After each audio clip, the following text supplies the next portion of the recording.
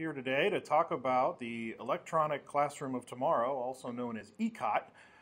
That is the largest charter school in Ohio and a statewide K through 12 school that has been mired in a ongoing legal battle with the state over its attendance and the state's attempts to get back about $60 million from the school.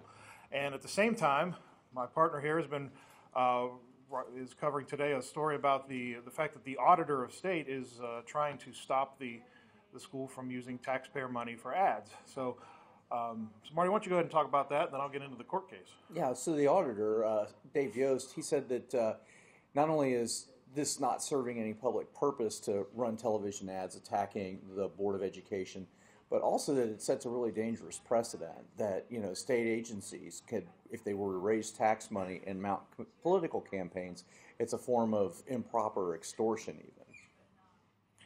Yeah, so that'll be interesting to see if they actually do go forward with they're trying to go to court, right? Yes. Oh, yeah. They're hiring outside counsel. The Attorney General is to go into court and get first a temporary restraining order and then seek a permanent injunction to stop this. Yeah, this has been an ongoing dispute with ECOT, and one of the things that particularly Democrats have pointed to as a thing they don't like that ECOT does when they spend taxpayer money on advertising. Normally it's just for promotional advertising, but this is more political, and that's, I think, where they've stepped over the line, at least in the eyes of the state auditor. Now, at the same time this is going on, the 10th District Court of Appeals, also known sometimes as the Franklin County Court of Appeals, ruled today that the state, in fact, acted properly when it asked ECOT to provide durational data in order to justify its enrollment.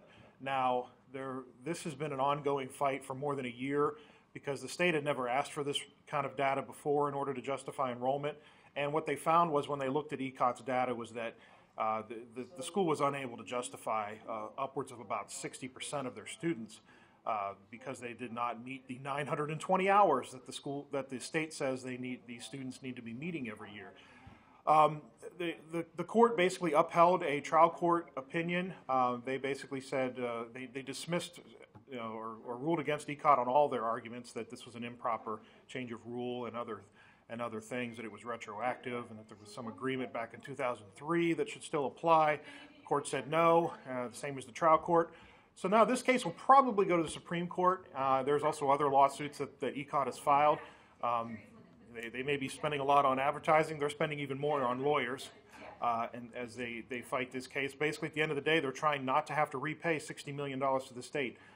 We'll see if they end up being successful, but so far every court or legal hearing officer who's heard their arguments has ruled against them. So that'll continue.